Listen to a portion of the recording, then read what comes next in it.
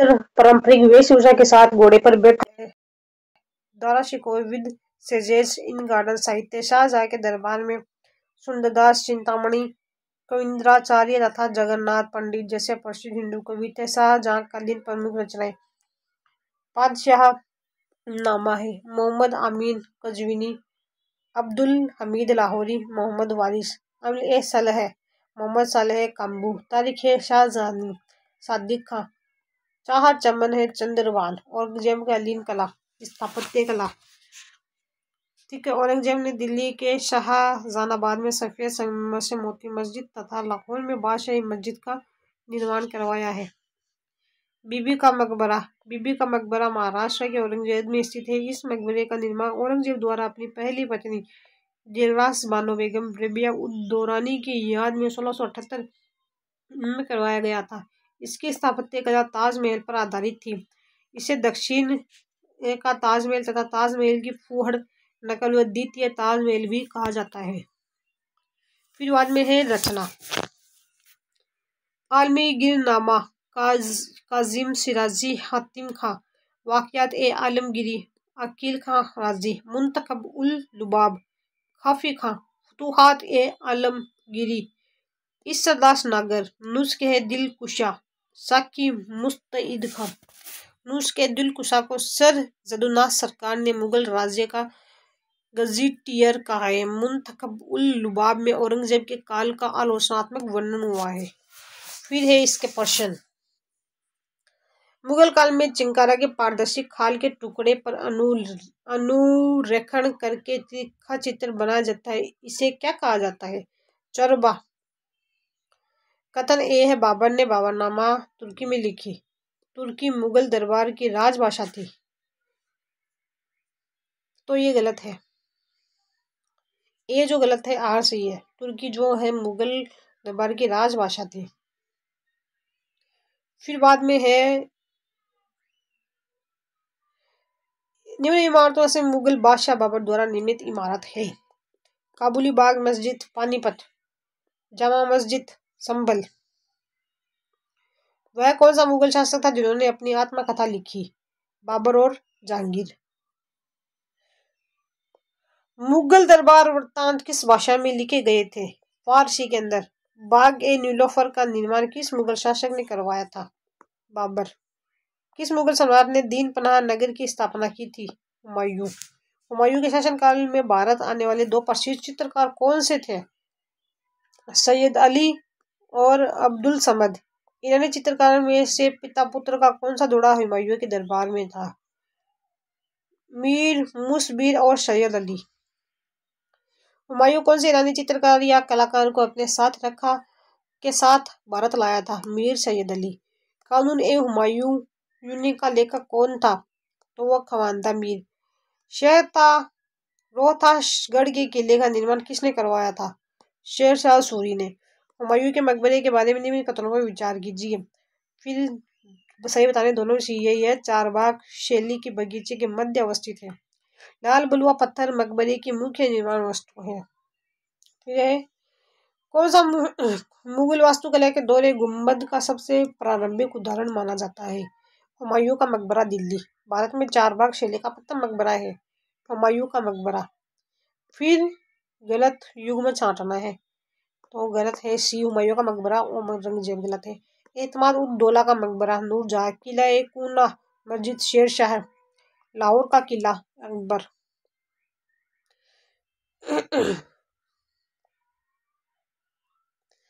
फिर बाद के अंदर है मुगल शासक अकबर के समय निर्मित प्रथम इमारत निम्न में से कौन सी है? हुमायूं का मकबरा। निम्नलिखित में से किस आगरा दुर्ग स्थित जहांगीर महल का निर्माण करवाया था? अकबर ने करवाया था। कौन सी इमारतें फतेहपुर सीकरी को हरम सर्रा खंड का हिस्सा है? तो है सारी की सारी है। जोधाबाई का महल, पंच महल, मरियम का महल, बीरबल का महल। अकबर द्वारा फतेहपुर सीकरी में निर्मित किस इमारत में बौद्ध स्थापत्य कला का अनुसरण किया गया था? पंचमहल। अकबर द्वारा बनाई गई सर्वोत्तम इमारतें पाई जाती है फतेहपुर सीकरी में। जोधाबाई महल स्थित है फतेहपुर सीकरी के अंदर। निम्न में से कौन सा भवन फतेहपुर सीकरी में नहीं है? तो जहांगीरी महल नहीं है। जबकि सारी है। फिर आता है फतेहपुर सीकरी की किस इमारत को पर्सी ब्राउन ने स्थापत्य कला का मोती कहा है? तुर्की सुल्तान का महल, अकबर कालीन इमारत जिसके खंभों पर विभिन्न धर्मों का संप्रदायों के निशान उभरे हुए हैं, वह फतेहपुर सीकरी का पंचमहल। किस मुगल सम्राट ने फतेहपुर सीकरी में बुलंद दरवाजा बनवाया था? अकबर ने। फतेहपुर सीकरी के भवनों के निर्माण के क्रम में अंतिम संरचना कौन सी है? चार सुख। इलाहाबाद के किले का निर्माण किसके काल में हुआ था? अकबर के काल में। निम्न में से किस मंदिर में प्रतिच्छेदी मेहराबों का प्रयोग हुआ है? तो वह है गोविंद देव जी। फिर है फतेहपुर सीकरी का इबादत खाना क्या था? वह भवन जिसमें विभिन्न धर्मों के विद्वानों के साथ अकबर चर्चा करते थे। 16वीं शताब्दी के संपन्न महाभारत का फारसी अनुवाद कहलाता है रजमनामा। अकबर के समय में महाभारत का फारसी में अनुवाद करने वाले निम्न में से कौन सम्मिलित नहीं है? तो जो नहीं है वो जफर बेग नहीं है। नकीब का है अब्दुल गदीर बदायूनी है शेख सुल्तान।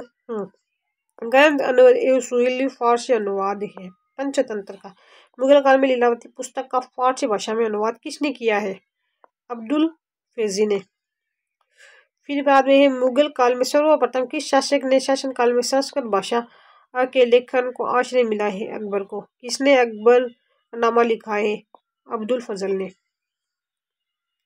मुगल काल में मंजिल आबादी, सिपह आबादी व मुल्क आबादी का संबंध किससे था? पुस्तक के बाग। अब्दुल फजल ने मुगल साम्राज्य का प्रशासनिक वृत्तांत दिया है आईने अकबरी में। अकबर के सुल्लेख की पसंदीदा शैली कौन सी थी? नस्तालिक। नस्तालिक है एक प्रकार की फारसी लिपि जो मध्यकालीन भारत में प्रयुक्त होती थी। सुमेलित कीजिए, तो जो सुमेलित करना है हमको। अब्दुल समद जो है नादिर उज़्ज़मा, ये रोंग है,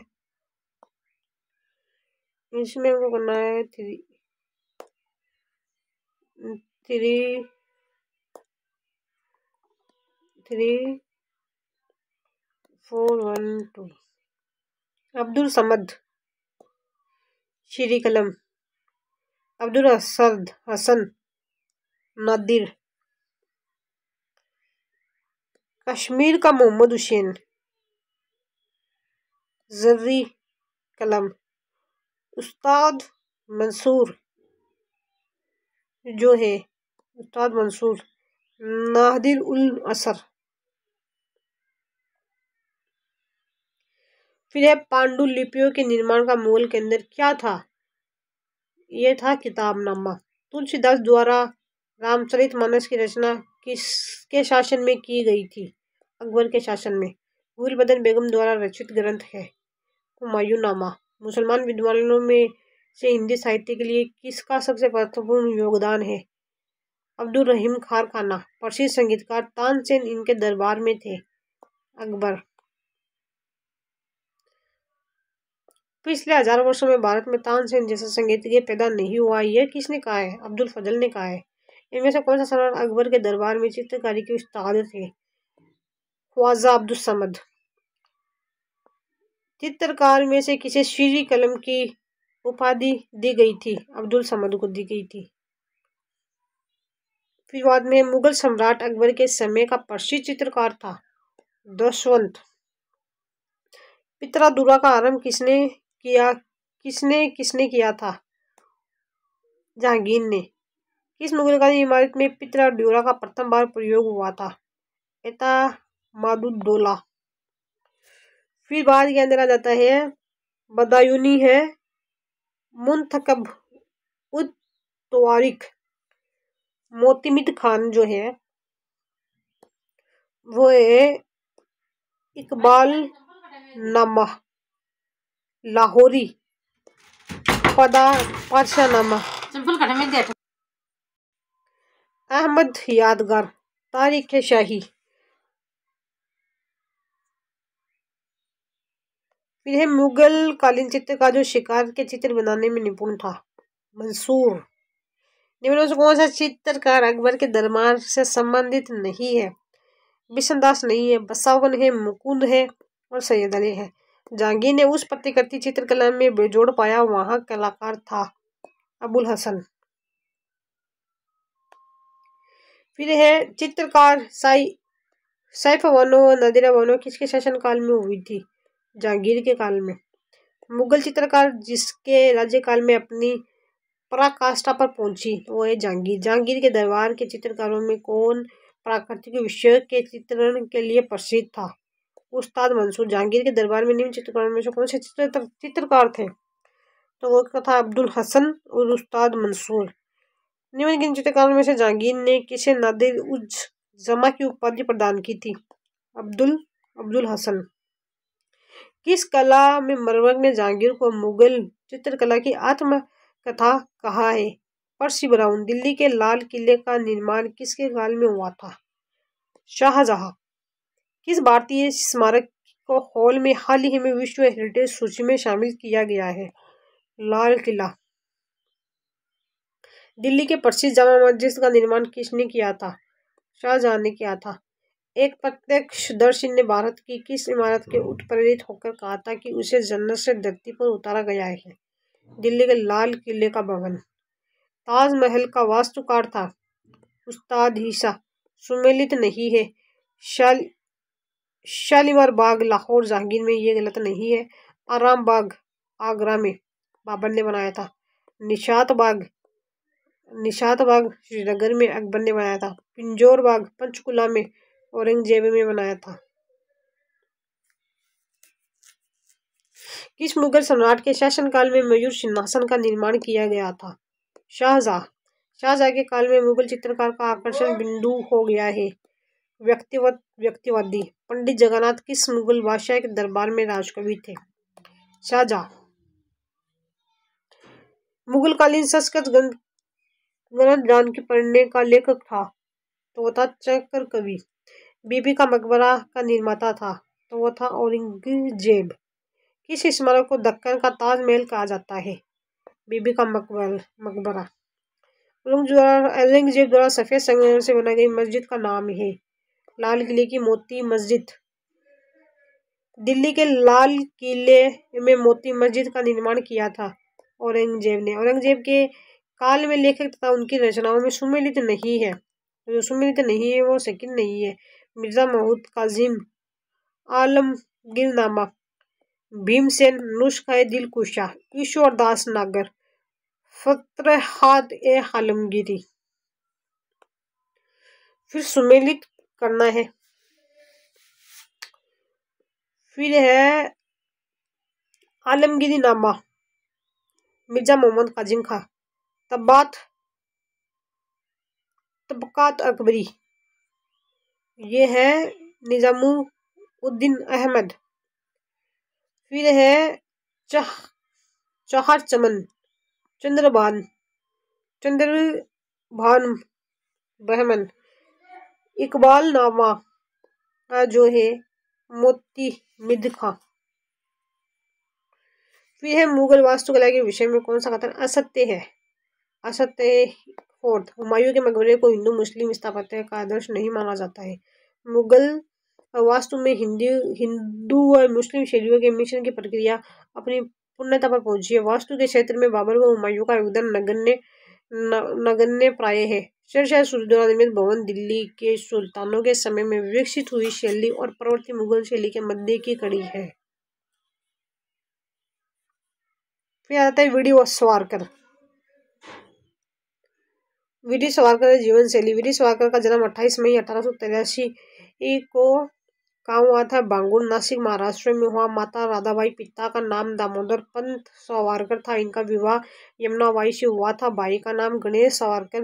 वीर सावरकर को वीर सावरकर, स्वातंत्र्य आदि नामों से भी जाना जाता था। इन्होंने फर्ग्यूसन कॉलेज पूना से स्नातक की डिग्री तथा बाद में लंदन से वकालत की पढ़ाई पूरी की, परंतु देशभक्ति के कारण इन्हें उपाधि नहीं दी गई थी। सावरकर के प्रेरणा स्रोत बाल गंगाधर तिलक, छत्रपति शिवाजी, अगम्य गुरु परमहंस रहे। ब्रिटिश सावरकर की मृत्यु 26 फरवरी 1966 ईस्वी को हुई थी।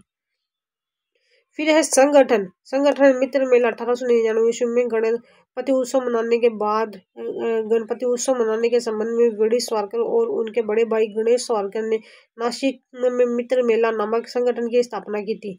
अभिनव भारत 1906 ईस्वी में मित्र मेला संगठन को मेजिनी के तरुण इटली यंग इटली की तर्ज पर सावरकर अभिनव भारत का नाम दिया गया। अभिनव भारत नामक संस्था ने तिलक द्वारा प्रारंभ किए गए गणपति उत्सव व शिवाजी उत्सव से क्रांतिकारी विचार का प्रसार किया था। अभिनव भारत की शाखाएं महाराष्ट्र के अलावा कर्नाटक और मध्य प्रांतों में सक्रिय थी।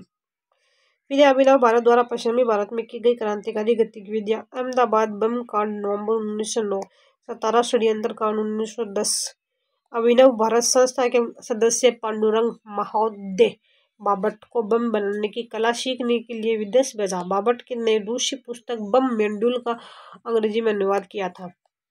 फिर है राष्ट्रवादी विचार। जनवरी 1901 ईस्वी में महारानी विक्टोरिया की मृत्यु पर आयोजित शोक सभा का सावरकर ने विरोध किया। एडवर्ड सप्तम के राज्याभिषेक उत्सव को सावरकर ने गुलामी का उत्सव, विदेशी शासन के प्रति राजभक्ति का प्रदर्शन एवं देश और जाति के प्रति विद्रोह की संज्ञा दी है।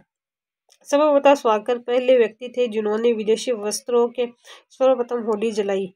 वे पहले विद्यार्थी थे जो सरकारी सहायता प्राप्त विद्यालय से देशभक्ति के कारण निष्कासित किए गए। लंदन से वकालत पास करने के बावजूद वकालत की उपाधि नहीं दी गई और उनकी बीए की डिग्री स्थगित कर दी गई। ब्रिटिश सरकार ने सावरकर को एक जन्म की नहीं 2 जन्म का आजीवन कारावास दिया। उन्होंने भारत विभाजन का विरोध किया था। वे दुनिया के पहले राजनीतिक कैदी थे जिनका मामला हेग स्थगित अंतर्राष्ट्रीय न्यायालय में चला। ठीक है, फिर बाद में जाते हैं। वे गांधी जी के विचारधारा के कटु आलोचक थे।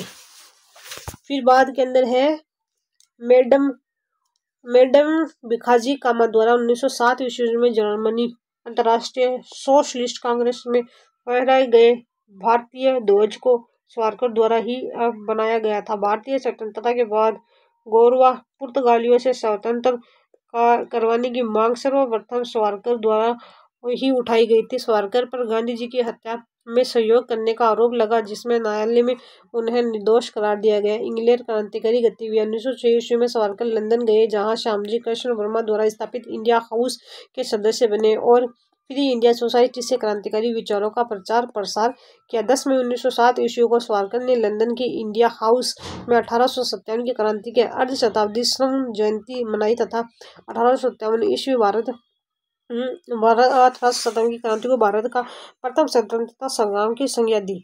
स्वतंत्रता पर पुस्तक लेखन। भारत का स्वतंत्रता संग्राम। इसी पुस्तक में 1857 की क्रांति को प्रथम स्वतंत्रता युद्ध कहा। यह पुस्तक मराठी भाषा में प्रकाशित की, जिसकी अंग्रेजी अनुवाद भी किया गया। यह भारत की प्रथम सरकारी पुस्तक मानी जाती है। और ब्रिटिश भारत सरकार द्वारा इस पुस्तक पर प्रतिबंध लगा दिए जाने पर यह पुस्तक पिकविक पेपर्स व स्काउट्स पेपर्स आदि के नाम से भारत पहुंची। फिर बाद में है कर्जन वायली हत्याकांड। सावरकर ने कर्जन वायली हत्याकांड 1909 ईस्वी में मदनलाल ठिंगरा का सहयोग किया। सावरकर ने वायली की शोक सभा में वायली की हत्या करने वाले मदनलाल ठिंगरा की निंदा प्रस्ताव का विरोध किया। फिर आ जाता है नासिक षड्यंत्र केस। वी डी सावरकर ने बड़े भाई गणेश सावरकर ने देशभक्ति से पूर्ण कविताओं की रचना की थी, जिस कारण नासिक के जज जैक्सन ने उन पर राजद्रोह का आरोप लगाकर 8 जून 1909 ईस्वी को देश निर्वासन कर लाल पानी का दंड दिया। अभिनव भारत संस्था ने इसका प्रतिशोध लेने का निश्चय किया। संस्था के सदस्य अनंत लक्ष्मण कान्यान ने जैक्सन की 31 दिसंबर 1909 को गोली मारकर हत्या करवा दी।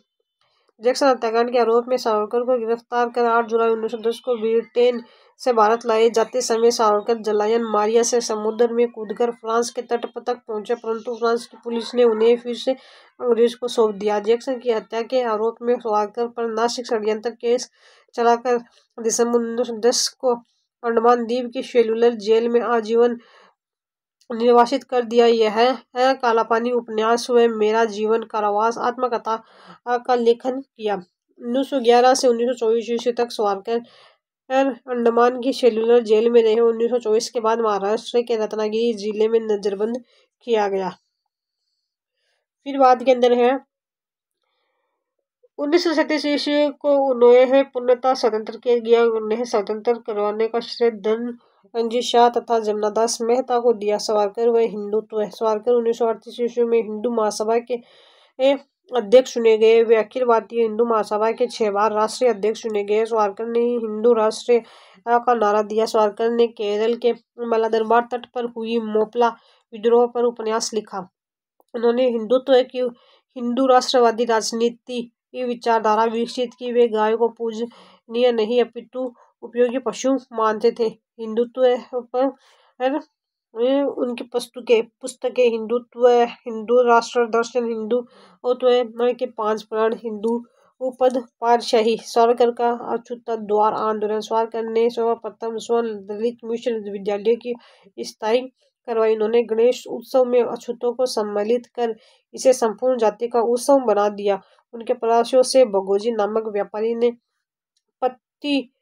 पतित पावन मंदिर का निर्माण किया, जिसमें सभी जातियों के हिंदू पूजा कर सकते थे। 1930 ईस्वी में उन्होंने सहभोज का आयोजन किया, जिसमें ब्राह्मण, वैश्य, क्षत्रिय तथा हरिजन सभी लोग सम्मिलित हुए। फिर बाद में है अन्य महत्वपूर्ण तथ्य। दिसंबर 1909 में जैक्सन की हत्या के लिए लंदन गुट सावरकर गुट द्वारा भेजी गई ब्राउनिंग पिस्तौल का प्रयोग किया गया। लोकमान्य तिलक, महात्मा गांधी और सरदार पटेल ने भी वीडी सावरकर को बिना शर्त छोड़ने की मांग की थी। द्वितीय विश्व युद्ध के समय वीडी सावरकर ने ब्रिटिश सरकार को युद्ध में सहयोग देने की घोषणा की थी। द्वितीय विश्व युद्ध के दौरान वीडी सावरकर ने हिंदुओं की राजनीतिक और हिंदुओं के सैन्यकरण हो का नारा बुलंद किया और युद्ध में हिंदुओं का सक्रिय रहने को कहा। 1942 में भारत छोड़ो आंदोलन और 1946 में पाकिस्तान निर्माण का वीडी सावरकर ने विरोध किया था। ये भारतीय इतिहास के प्रथम कोटि के क्रांतिकारी थे। इसी के साथ ये टॉपिक कंप्लीट होता है। आगे का वीडियो हम नेक्स्ट वीडियो के अंदर देखेंगे।